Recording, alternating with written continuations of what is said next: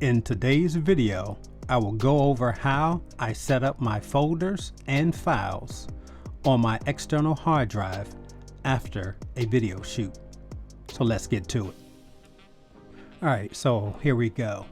So first of all, I do want to say that this is an example. This is not a real setup right now. This is an example just to show you, the viewer. All right, so this is the actual production. What a Life live production. Once again, this is an example. So I set that up as the main folder. And as we go into the main folder and break it down, I then put the actual date of the production. Okay. And then when we break down this folder, you'll see I have it in three different sections, three different folders. We have the audio, still images, and video. So if we were to look into the audio section of the folder, the audio folder section, if we were to bring that down, and I have it separated into dialogue, music, narration, nat sound, room tone, and sound effects. Now, in your production, you may not need all of the different folders within the main its main folder, but I do set that up just in case I need all those folders. And if I have to add, extra folders, I'll do so as follows. For the still images, right now I don't have anything in the still image folder. I normally don't have any still images to put into that particular folder, but it is there just in case. Okay, so let me bring the audio folder down. Now let's go into the video folder. And when we break that down, I have it separated as camera one, as camera A, camera B, and camera C. And so just for this example, let's say on this particular day, and let's actually say this is a two-day production. So let's say this will be a 2-day production. So on this date, we have three cameras: camera A, camera B, and camera C. Okay, so what you want to do for each of those cameras, and let's, for instance, just say all three cameras were Sony cameras. So you'll have for camera A, and you can actually add this into the naming of the different cameras, but I'm not going to do that for this particular example. So camera A, we can say is a FX9, camera B, FX6, and camera C, we'll say a FX3.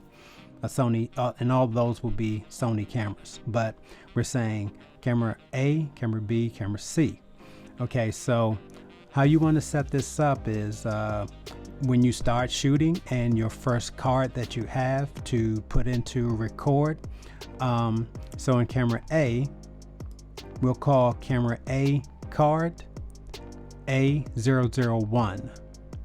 For camera B, we'll call that first card B001.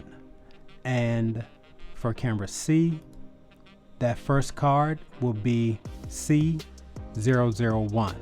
Okay, so now let's say, for instance, that on the first cards, all the 001s on A, B, and C, let's say the card gets full and it's time to swap out the cards and give the cards to the DIT, or media management, and we need to now put each camera needs a new card to get finished doing the production on that day.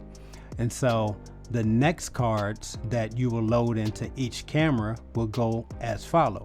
So it'll go camera A will be A002. Camera B will be B002. Then camera C will be C002. And let's say for that day, you only need two cards that day for each camera. So the next day or the next shoot, you'll just then follow the same exactly where you left off. So that date we left off at 002. So the next day you'll start off each camera A, camera B, camera C at, for instance, it'll say A003, B003, and C003, and then you'll just keep going like that, following that pattern until the production is done.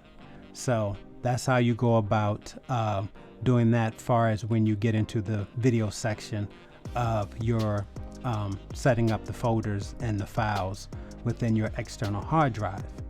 And also too, and you can do this with each folder that you create, but in the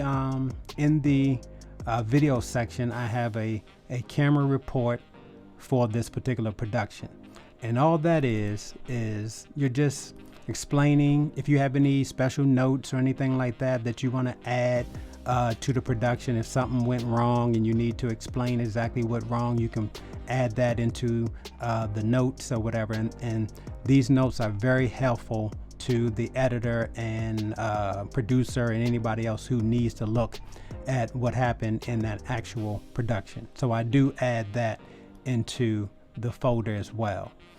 So yeah, so there we go. That's a quick look at how I go about creating and setting up my folders and files on my external hard drive after a video shoot. Hopefully this was informative, and until next time, take care.